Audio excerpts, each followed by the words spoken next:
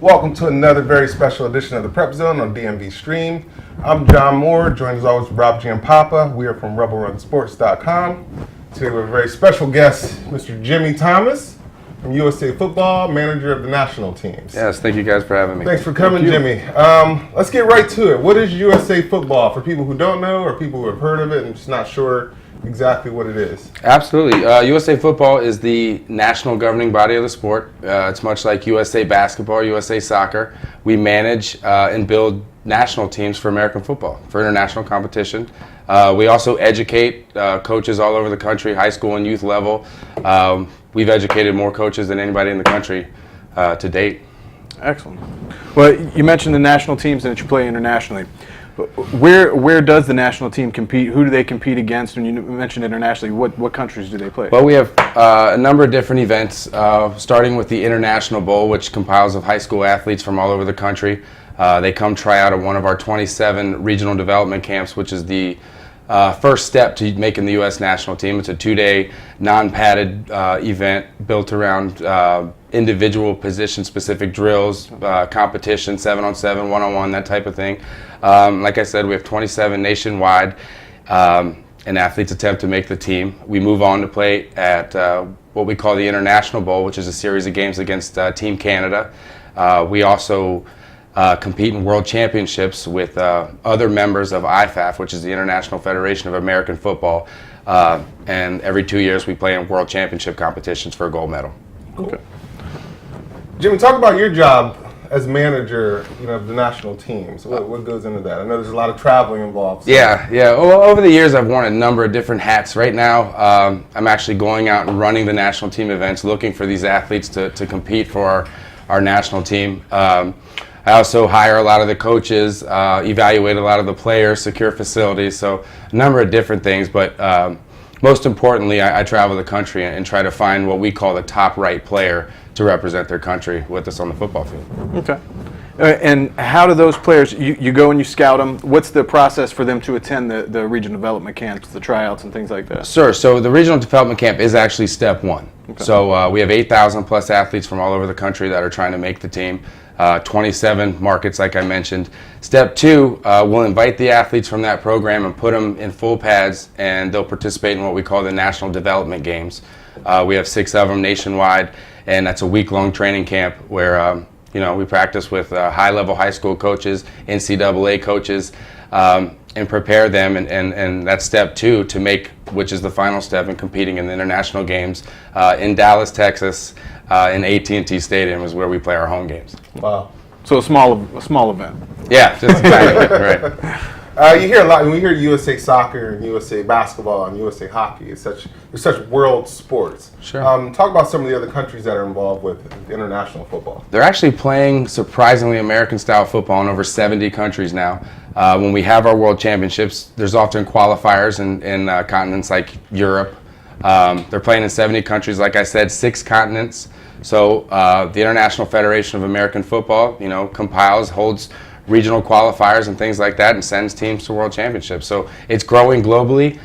USA Football has definitely tried to help that process by sending coaches abroad, try to educate coaches in other countries, and build it globally so we can get into the Olympics down the road. And are we undefeated?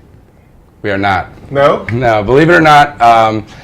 The Canadian teams really come down and bring some stiff competition. They have an U18 team that we haven't beaten in a couple years. We do win a majority of the games, but here and there, Canada will come with a pretty decent team and put it on us every once in a while. Well, what other countries? I mean, obviously, U.S. and Canada play football, but what other countries are getting better quickly in that? Well, last summer we competed in the 2015 World Championships in Kuwait. So Germany, Kuwait, France, Japan. Wow. Kuwait brought a team, the United States, Canada. This summer we're going to Harbin, China in July, playing in the World Championships this year. China is going to be the host. They'll obviously have a team. Australia's coming, Japan, Canada, United States, and then in a European qualifier. How's football viewed around the world in your experience? Is it soccer's king worldwide? Yeah. Basketball's huge. Where's football? It's getting there. I mean, different parts of the world, it's more popular than others. Europe, it's very popular. We have men's teams or guys that have graduated college, didn't make it to the league, still want to participate and compete. We send men's teams over there because they have professional football leagues in Europe. And we compete, and sometimes they play in front of 30, 40,000 people over there. At the amateur level, we're still growing because it's important to grow the game from the grassroots level internationally, and that's the biggest challenge, is getting those teams, teaching them the right way to play the game. So, like I said, eventually it's an Olympic sport. Sure. Well, USA Football has been a leader in teaching coaches the right way, tackling, things like that. The whole concussion issue has come up a lot, but you all have been really on the forefront of teaching coaches how to develop and how to teach kids how to play football. Talk about that a little bit. Absolutely. So Heads Up Football is the name of the program, and to your point, USA Football has been sort of a leader in concussion awareness, heat and hydration, safety, that type of thing. And they have our 5-step tackle progression tackle model that we take all over the country. Every event that we do, we put every athlete through the Heads Up Football program because we think it's important to teach proper technique at the grassroots level. So the athletes grow up playing the game the right way, and move on to their high school, college careers with the proper technique. And at the end of the day, it makes it safer. Okay. And do you have any events coming up locally for us here in the Northern Virginia Absolutely. area? So we had an event here locally at Gallaudet University a few weeks ago in Washington, D.C., which is we had a great turnout. We're coming up in July 4th and 5th. We're in Baltimore, Maryland at Towson University. If you need some information, go to usafootball.com. We'd love to have you guys come through. But it's also open to the public. Anybody that wants to come, put eyes on and see how the national team works, we'd love to have anybody come out and check it out. Excellent. Well, that's a perfect time. Now, let's take a look at DMV Stream's partnership with USA Football, and we'll be right back. All right, so today we're at Towson University for the USA Football Developmental Games, a series of 3 games for USA Football, which is the youth arm of the NFL. We're going to use our drone today. We're going to do a flyover of the field so that we can run that in our broadcast as if like the NFL shows like a blimp aerial shot. So we're going to fly the drone today. You can look down here to my left. You'll see it's a small unmanned aerial vehicle. So simply just going to launch it now, and we're going to fly this bad boy over the field and have some fun.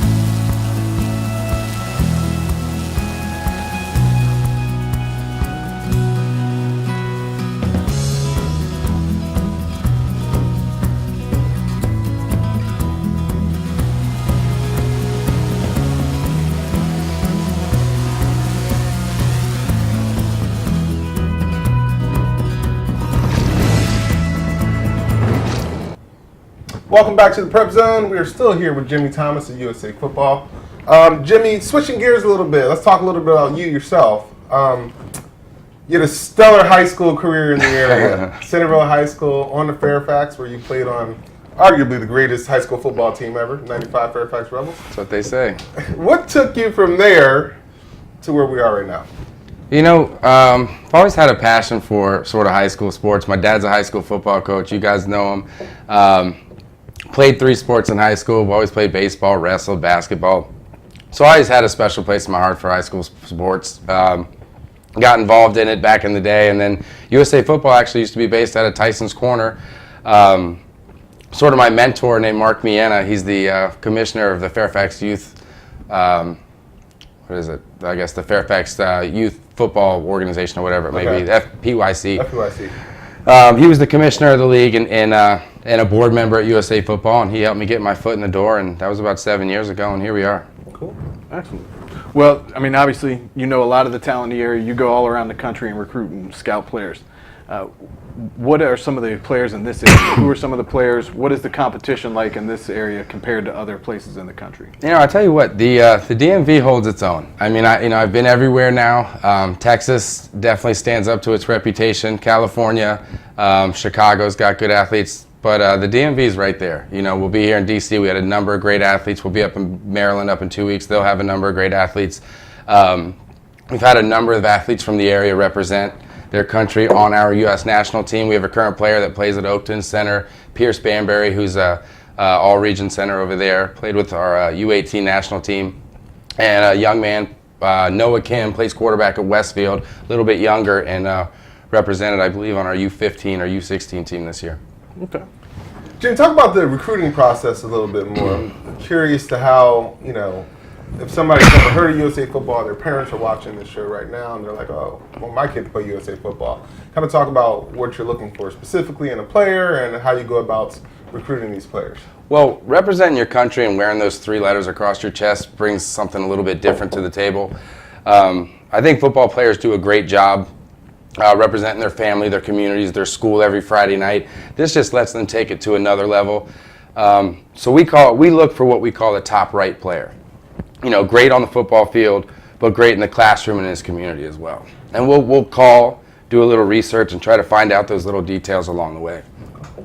And just to be clear, like we were talking about earlier, you all do 7-on-7 events, but the USA national team is a tackle full pad event. Yes, it is full American football. There we go. We have flag, we have 7-on-7, but when we go play international competition, it is full padded American football, you know, just like you see on Sundays.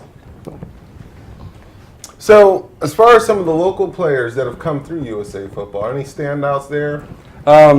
We've had a number of good players. Locally, we're just starting to get our feet on the ground and started, you know, we're only about 4 or 5 years old. We do have some big-time alumni that have come through the program from other areas, Jameis Winston, Todd Gurley, Right. the Honey Badger, guys Right, like that right. have gone to great college careers and playing in the pros now. So we'll see here in the next 3-4 years some of the guys locally that have played with us and see where their, you know, careers pan out. All right. And, I mean, you guys, like I said, we talked earlier, you guys are with the national team. You guys have the 7-on-7 stuff. You're training coaches. What is the ultimate goal for USA Football?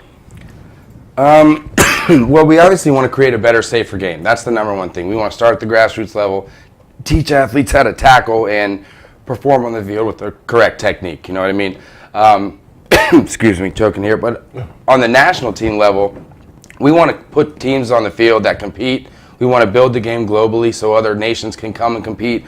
One of the things in the Olympics you'll see that gets sports outlawed, like softball, is it just wasn't competitive. The United States was just dominating, winning gold medals year after year, and we don't want to see that, right? We want to come and have these other countries come, compete, and actually have a chance to win the gold medal.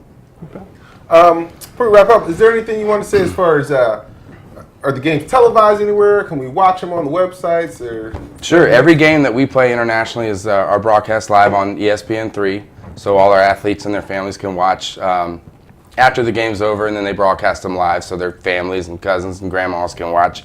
And then we also have a partnership with Huddle, and we put everything on Huddle, try to help our athletes be able to, market themselves the best they can using our resources. Excellent. Well, Jimmy, thanks for coming on. We'll get your stuff up on our site. This has been another edition of the Prep Zone on DMV Stream. I'm John, Rob Giampapa. Jimmy, thank you very much again. We'll see you next week. Thanks for having me. Thank you.